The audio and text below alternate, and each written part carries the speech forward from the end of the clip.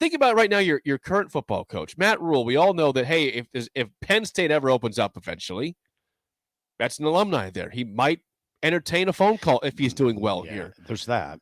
Like, I don't think anybody, I don't want to speak for everybody on this one. I don't think anybody views him as a long-term head coach. Not really. Do you and I do that? No. I don't view anybody at Nebraska hardly as that, because there's a big difference between Nebraska and Iowa. There's differences, but what's one? Expectations. Ferentz could afford to go 3-9. He did. He could throw a couple 5 and 7s out there and not get fired. You don't do that here. You were throwing, Jake, I mean, you can't argue this. I mean, they fired 9-win guys. They did. Okay. They did. They absolutely did. I mean, there's no argument to that. Maybe it's changed a little. But think about Rhule. If Rhule throws a 10-3 out there and follows it with a 5 and 7, it's not like people around here are just going to say, okay, that's okay. No, it ain't going to happen. Here we go again. Yeah. Here we go again. Yeah.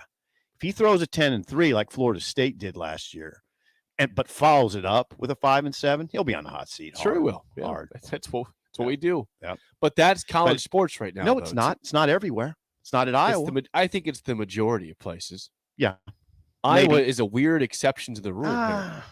I'd have to think about that a But little Iowa bit. also has, I mean, they can see they've had recent division titles. They've played for the conference championship within several times the last 10 years. Mm-hmm. They can point to, we've had success. Like, Nebraska hasn't played for the title game since 2012. Right. They haven't won one since 99. Right. Yeah. Now, Iowa hasn't won one for a while either, but it's different expectations. They've never been to the pinnacle of college football. They've never had 5 or 1 national championships. It's interesting, at the Hawks Championship Center, they finally took down those pins that had Nebraska's conference championships. There was a wall that had all the pennants on it, but you couldn't keep it up there because the last one, I mean, recruits are going to look up there and go, 99? Yeah, that's the last conference championship. They finally took that down.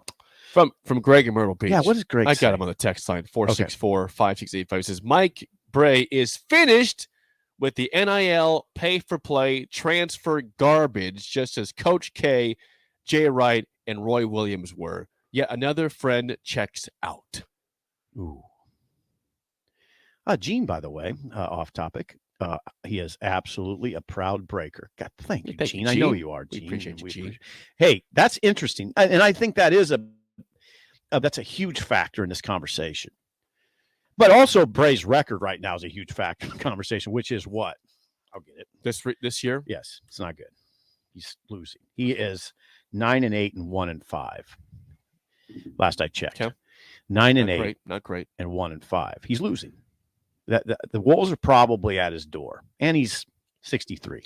Well, that's a good point from Greg, is that these long-lasting coaches, they were here way before any of this stuff was happening. Right. And Jay Wright, had plenty of years left. Jay Wright left for. Jay Wright had a lot of years left in him. He got out because of that element, elements. Now, Coach K and Roy Williams were definitely at the end of their careers anyways. They understand them retired. But Jay Wright had a lot of years left. Uh-huh. Yeah. Mike Bray probably has some years left. 63 probably. Yeah, he had some years. I mean, Jim Boeheim's still coaching in his 70s. This is also a discussion, Jake. You know what else is part of this discussion?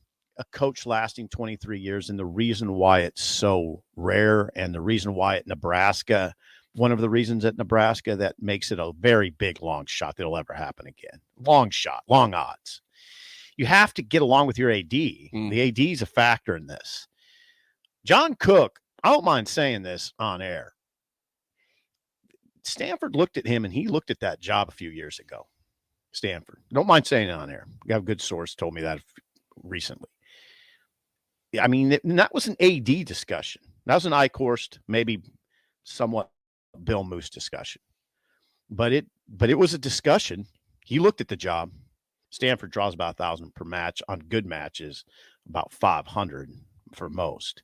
I don't think that was very appealing. That's kind of surprising to me. I didn't know that. They don't draw anybody. Consistently a winning program. They don't get anybody drawn there. No. But look at their attendance. But anyway, there's so many factors that work against a coach staying for that long. Now, I mean, Cook, look, he's over at Devaney Center. He's winning. He's over at the Devaney Center. He's away from the AD. He's got his own little paradise over at the Devaney Center. He's winning at a high level. My guess is he doesn't have to deal with the AD very much. Right. If you're the AD, you leave John Cook alone. One would think he just succeeds by himself. Right. Listen, I'm winning. Leave me alone. Right. Okay. The AD office is over at Memorial Stadium. His world is at Devaney Center. He doesn't need much, criticism. Right. He's winning at a high level. Leave him alone. At one point, we were talking about John Cook as the AD. Right. Yeah, we were. That was a conversation we had. It was a serious conversation, and John considered it. He considered it. We had him on the show talking about that, didn't we? Yeah, we did.